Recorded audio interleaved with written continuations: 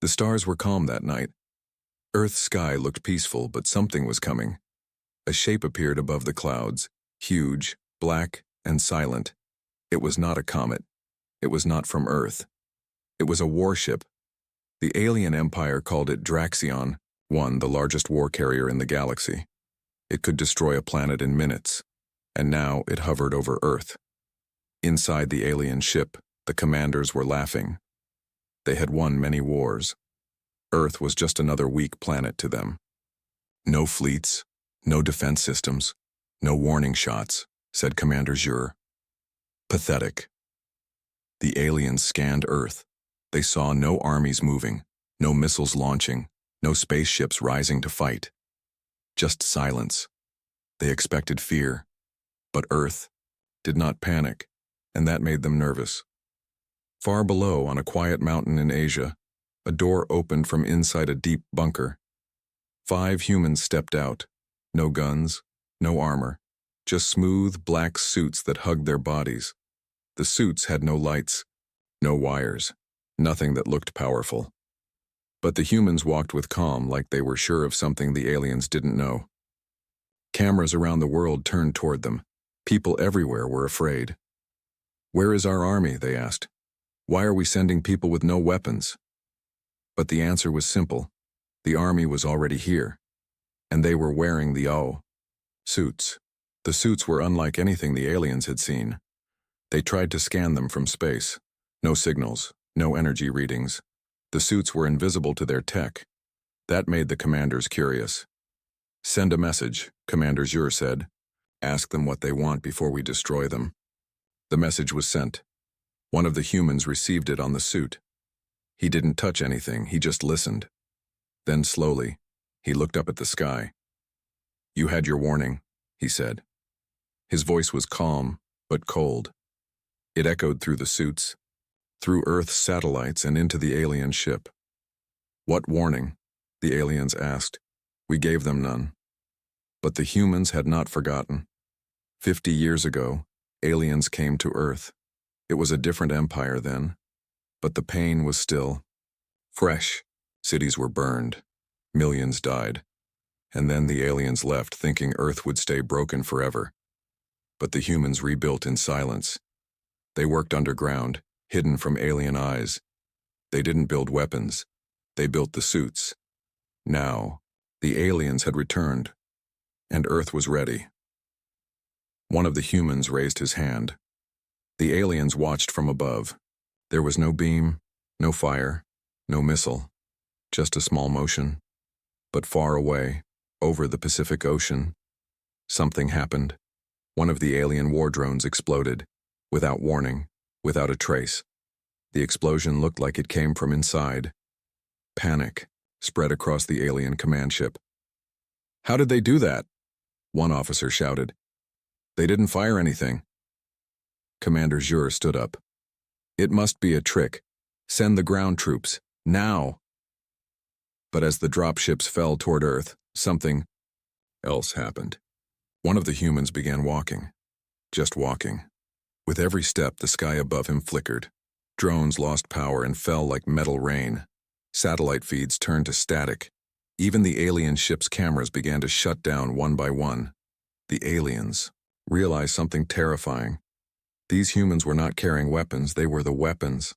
Down below, the lead human stopped. He looked straight into the camera broadcasting live across Earth. His voice was steady and every word was clear. "This is not revenge," he said. "This is memory. You broke us once, and now we are what you created." The sky above Earth began to change. Light twisted. Clouds spun in perfect circles. Alien ships in low orbit started losing control. The suits on the humans glowed faintly, not with light, but with something else, something deeper, fear. Inside Draxion 1, alarms screamed. Systems shut down. The ship that had once destroyed moons now drifted helplessly, and in the silence the alien crew could only hear one thing: a human heartbeat. Slow, calm, unstoppable. And then came the final message, sent from the suits to every screen, every frequency, every corner of the galaxy. We are not what you... Remember, we are what you made us become. Leave now, or stay and understand why Mercy is no longer human. The screen went black. Above Earth, the greatest warship ever built began to retreat. But deep in space, other empires were watching, and they were not laughing anymore. The humans did not fire a single shot, they didn't need to, and this was just the beginning. Far away on a cold planet deep in alien space, a group of scientists sat in silence. They watched the footage from Earth again and again. The humans in black suits had done the impossible. No weapons, no armies. And yet, they had forced Draxion 1, the Empire's strongest ship, to retreat. How did they do it? One alien whispered. We scanned everything. The suits have no tech, said another. They broke our machines, Barrow, with nothing. The scientists were part of the Imperial Tech Corps, the smartest minds in the Empire. They had cracked the minds of 100 species. They had taken power from black holes. But now, they were afraid of 5 humans in strange suits. They called the suits organic anomalies. Not metal, not fabric, not any known material. The suits looked simple, smooth, dark, soft like cloth. But no blade could cut them, no scanner could read them. When touched, the suits felt warm, alive, but they had no heart, no blood, no brain. One scientist had an idea. We need a sample, she said. We need one of the humans. Back on Earth, the humans knew the aliens would come again. And they were right. Late at night, under the cover of a false peace signal, a small alien team landed in a forest. They moved fast, silent. They used sleeping gas and captured one of the humans alone, an older man named Kane. He did not resist. He didn't speak. He just stared at them as they took him away. When Kane woke up, he was inside a metal lab. Cold lights, sharp tools. 3 alien scientists stood over him. The suit was still on him. They had tried to remove it, but every tool had melted or broken. You are our guest, one of them said. Tell us what this suit is. Kane said nothing. They injected him with pain, tested his blood, scanned his brain. Still, the suit did not react. Then, one of the aliens tried something bold. She cut into the suit slowly, with a laser made from neutron fire. For a second, it looked like the suit would burn, but instead it moved. The suit twisted like smoke, climbed up the alien's arm, and vanished inside her skin. She screamed. Her eyes turned black. She fell to the floor, silent, wide-eyed, dead. But her body did not decay. It just froze like stone. The other scientists backed away. What is it? One whispered. The human finally spoke. His voice was calm, soft. It doesn't like fear, he said. It grows from it. They stared at him. You thought you were testing the suit, Kane said, but the suit was testing you. Back in the lab's control room, alarms started flashing. Power failure, gravity failure, temperature rising. Lights blinked out. Then came a message on every screen. One suit, one mind, one purpose. The scientists tried to escape, but the lab changed around them. Doors closed, walls moved, and in the center of it all stood Kane, still calm, still standing. One scientist cried, "What do you want from us?" Kane looked at him. "Nothing," he said. "We warned you once. You didn't listen." Suddenly, the walls of the lab turned transparent. Outside, floating above the planet, was a second human. A woman. She hovered in the air, no ship, no jetpack, just her and the suit. Her eyes glowed white, and behind her, in the stars, something was coming. It looked like a storm, but it was not made of wind or water. It was made of suits. Hundreds, thousands, all empty, all waiting. The woman raised her hand. Inside the lab, the lights went black. When they came back, Kane was gone. The scientists were alive, but changed. They could no longer speak. They could no longer dream. Every night, they saw Earth in their minds, and a voice that whispered, "Remember what you did." Back on Earth, the humans met in silence. The suits were learning, getting faster, smarter, stronger. But the humans were not afraid. They had lived through the worst. Now they were what the galaxy feared. The Empire had taken one of them. And now, Earth had taken something back. Respect. The war hadn't even started. And the suits were still waking up. They brought him in bleeding. He was young, maybe 20. His name was Jace, a fresh human recruit, caught during a recon mission on a dead moon near the edge of the galaxy. His face was bruised, his left leg was broken, the black suit on his body was cracked, but still alive. Still clinging to him like it refused to let go. Inside the alien prison, the guards laughed. "This is what Earth sends? A child in a broken suit?" But the older alien in the room didn't laugh. His name was Varn, a general who had fought for 300 years. He had seen many enemies, but never anything like this.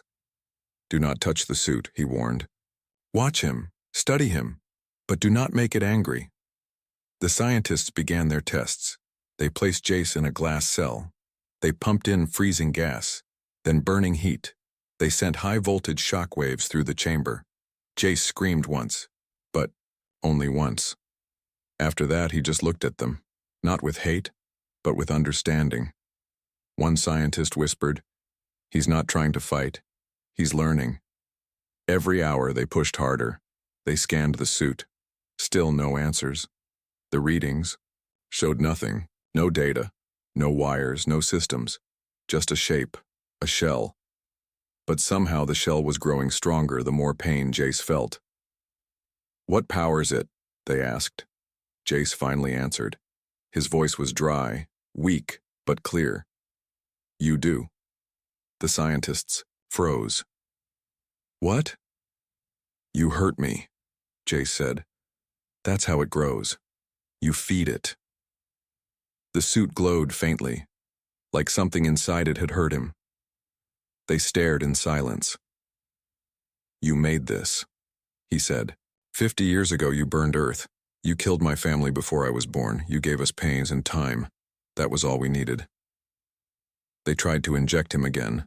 The needle hit the suit and vanished, melted, gone. The cell lights blinked. Jace looked down at his cracked leg. He touched it. The suit moved. Slowly, black threads came out of the suit, wrapping around his leg. It twisted, realigned, sealed the broken bone. Jace stood, not limping, not struggling, standing strong. The guards raised their weapons. He looked at them. "Don't." They fired anyway.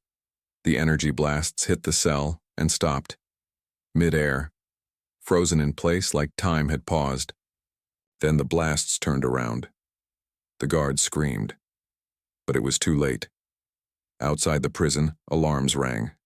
Red lights, sirens, chaos. Jace stepped out of his cell. The suit now moved like water over his skin, fast, smooth, alive. Soldiers ran toward him. He walked past them. He didn't touch them. But one by one they dropped to the floor unconscious. Some cried. Others just stared into nothing, their minds broken. General Varn watched from a camera screen. He was shaking. "He was nothing when we caught him," Varn whispered. "Now look at him." His assistant said, "Do we kill him?" "No," Varn said. "We can't." "Then what do we do?" "We remember this moment," the general said. "And we pray they never send more." But it was too late. Because Jace wasn't the strongest. He was just a trainee. Back on Earth, deep underground, others were training too. Some old, some young, all wearing suits, all bonding with them. The suits did not care about rank or age. They chose based on something else, something the aliens never understood. Pain.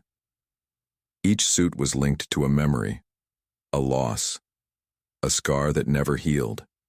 The more it hurt, the more powerful the bond. And now, with every human captured, with every test, the suits were learning. evolving.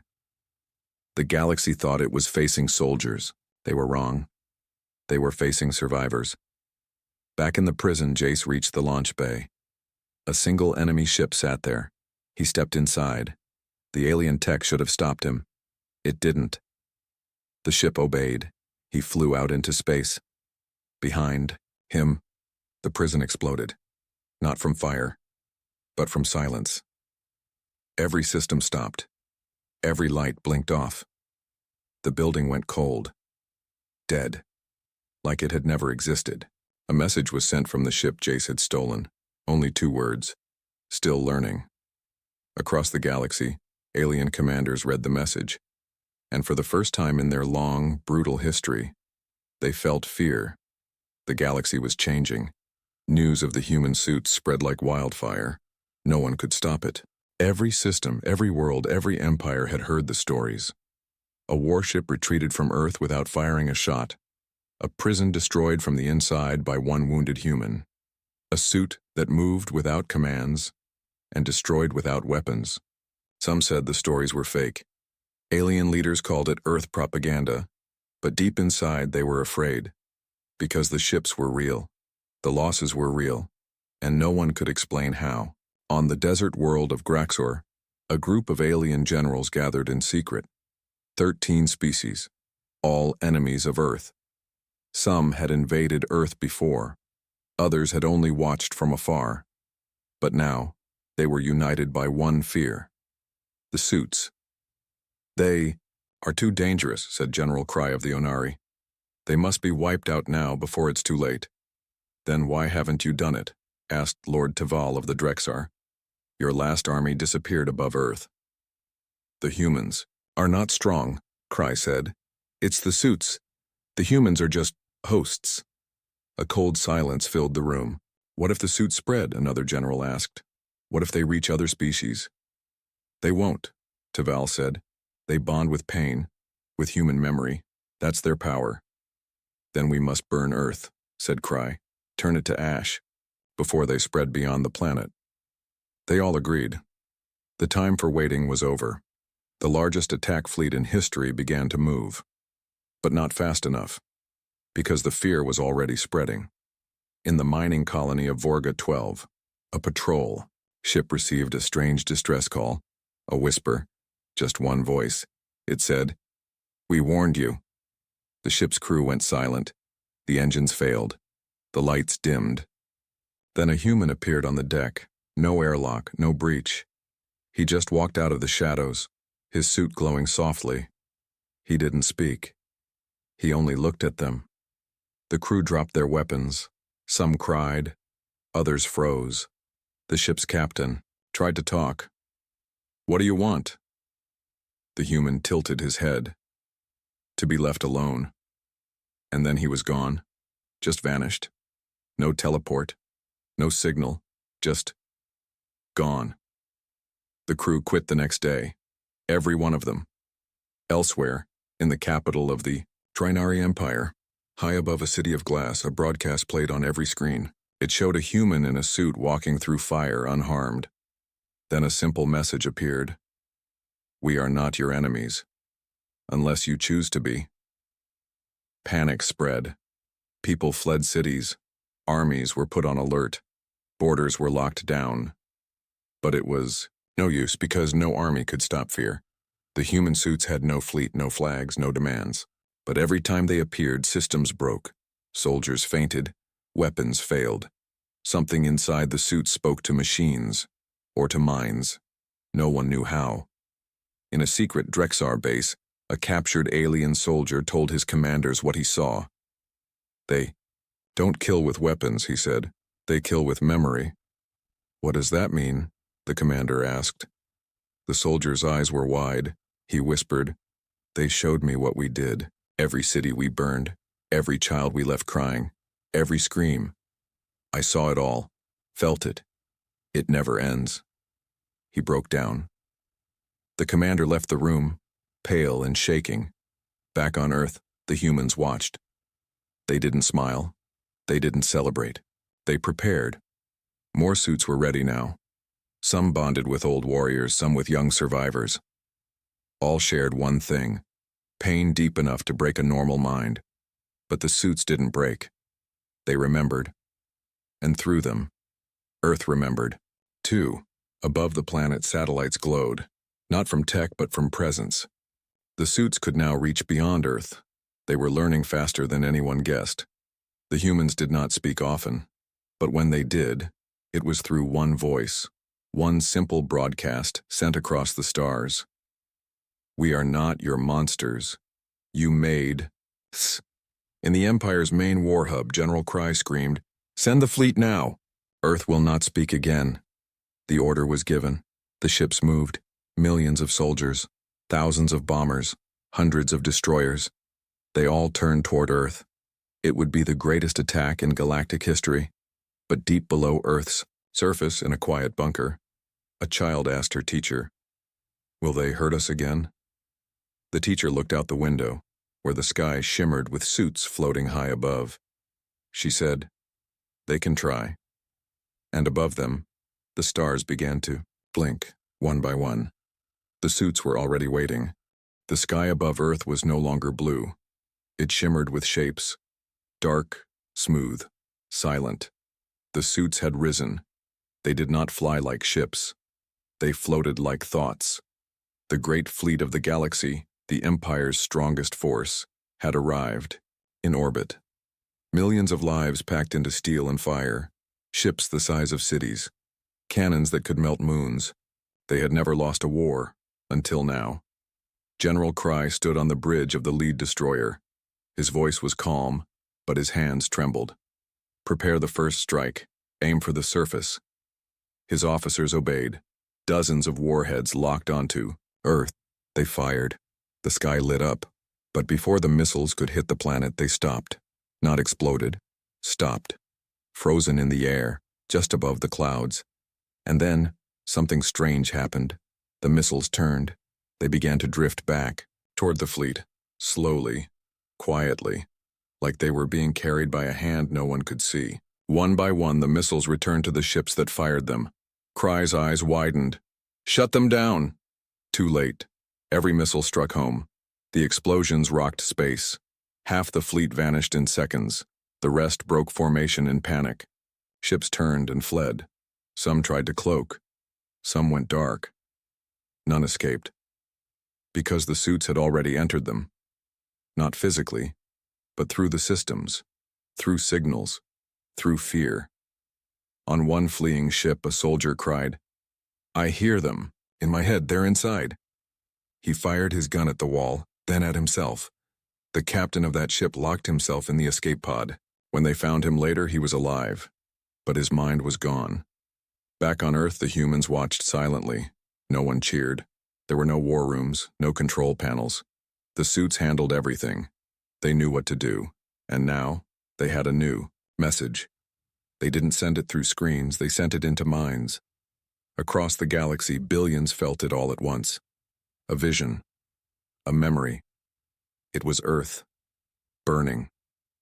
Children screaming, cities crumbling, families running through smoke. They felt what humans had felt, not for seconds, but for minutes. Long, endless minutes. Some aliens cried, others collapsed. A few begged for mercy, even though no one was near them. Then the vision faded, and a voice remained. "This is what you gave us, we gave it back." On a small moon far from the fight, a group of alien scientists studied the data. One of them whispered, "They don't want war. They want memory." "They want us to feel it," said another, "the way they did." A third looked at the numbers. The suits, they feed on trauma, but not to destroy, to balance. "What do you mean?" "They're not weapons," the scientist said. "They're justice." Back in orbit, only one warship remained. General Cry stood alone on the bridge. His crew was gone, either dead or driven mad. A human appeared before him, not in a pod, not in a ship, just standing there, in space, on nothing. A woman in a black suit. Her hair floated, her eyes were glowing, she didn't speak. Cry shouted, "What are you?" She tilted her head, then raised one hand. Cry fell to his knees. Not from pain, but from memory. He saw it all. Earth, the Y, invasion, the fire, the begging, the silence after. He saw the humans rebuild with nothing.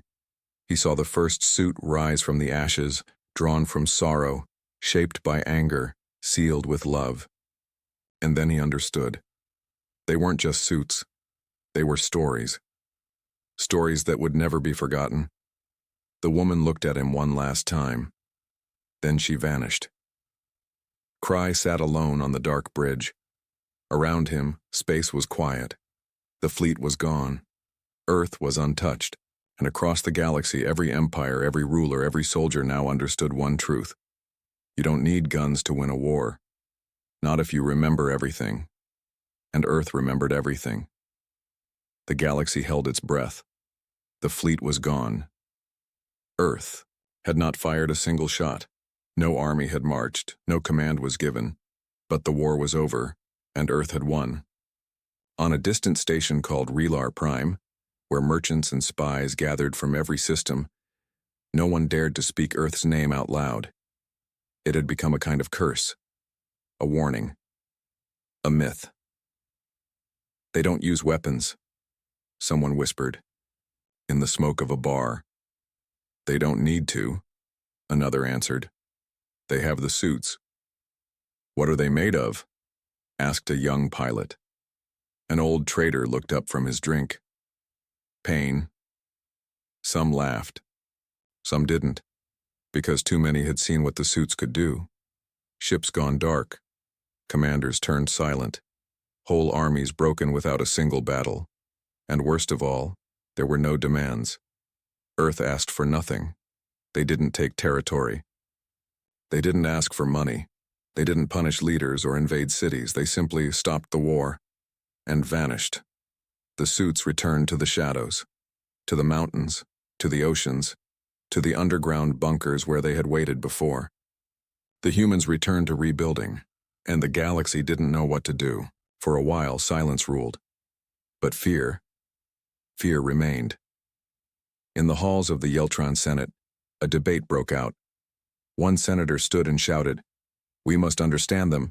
If we don't, we'll live in fear forever." An older senator shook her head. "You think they want us to understand? They gave us a chance. We chose war. They could have wiped us out. They didn't, and that was the most terrifying part. Earth had every reason to destroy the galaxy, but didn't. It was mercy, not weakness. Mercy from a species that had nothing left to lose." On a jungle moon near the edge of known space, a small Drexar scout team discovered a strange object. Black, smooth, warm to the touch. It pulsed gently like a heartbeat. They brought it back to their lab. It didn't move. Until night came. Then it opened. Inside was no tech, no weapon, just a recording. A voice soft and human. "If you are hearing this, then we did not have to fight again. Thank you." The object dissolved into smoke. The Drexar scientist stared at her hands, which were shaking. She had studied Earth for years. She had built bombs to destroy it. But now she felt something else. Regret. Back on Earth, in the old training tunnels beneath the Andes Mountains, the suits hung quietly on the walls, waiting, watching. Each suit was connected to a story, a name, a loss, and none of them forgot. One suit twitched, then another. Something had changed. Above Earth, a small scout ship approached. It wasn't hostile, no weapons, just one alien diplomat inside. He came alone. No fleet, no tricks. The humans let him land. They watched from afar as he stepped onto the green hills of a once-burned world. He stood still for a moment, breathing Earth's air. Then he bowed. "I come with no demands," he said. "Only a question." A figure walked toward him. A man in a suit, calm, silent, not glowing, not threatening. The alien diplomat asked, "Are you here to punish us?" The man shook his head. "Then what do you want?" The man's voice was quiet. "To never wear this suit again." The alien didn't understand at first, but then it hit him. The suit wasn't power, it was pain. The humans hadn't created them because they were strong. They created them because they were broken, and they only wore them when the galaxy refused to listen. The alien lowered his head. "I'm sorry." The man nodded once, then turned away. The message was clear. Earth doesn't want war, but they will not forget. And they will not forgive. Across the galaxy, walls fell. Secrets were revealed. Old empires apologized. Some offered aid. Others opened trade. And slowly, the fear began to turn into something else. Respect. Because Earth had done what no other species could. They had taken pain and turned it into peace. But peace built on memory, and memory never fades. Even in silence, the suits watched, waiting, not for war, but for the next mistake. Years passed. No war touched Earth again. Not because of fear, but because of what the galaxy had finally learned. Pain teaches, memory warns, and humans remember everything. The suits were never used again, not after the last warning. They hung, in silence deep underground, protected by those who had once worn them. Veterans, survivors, teachers. The galaxy slowly changed. Peace talks replaced invasions. Trade replaced weapons. Even the Drexar, once Earth's worst enemy, sent students to learn human history. They didn't study it in books. They walked through the cities that had been burned. They stood in fields where the suits first rose, and they listened, because the humans were not like the others. They didn't forget. One student asked a human elder, "Why didn't you destroy us when you had the chance?" The old man smiled sadly. "Because then we'd become you." Far away on the edge of known space, a small outpost picked up a strange signal. It didn't match any ship. It wasn't from Earth, but it was clear. A single message. "We are coming, and we do not fear your suits." It wasn't from any known empire, it wasn't even from this galaxy. Inside Earth's High Council, the warning was reviewed. Some worried, others prepared, but one voice remained calm. A woman, once a fighter, now a guardian of the suits, stood and said, "Let them come. Let them see what we became. Let them hear the screams that built us. Let them try." The room fell silent. No one asked for fleets. No one called for weapons. They only opened the old tunnels again. The suits stood, untouched for years. Cold, quiet, until one moved. Slowly, it opened its chest, and a voice spoke, not from inside, but from memory.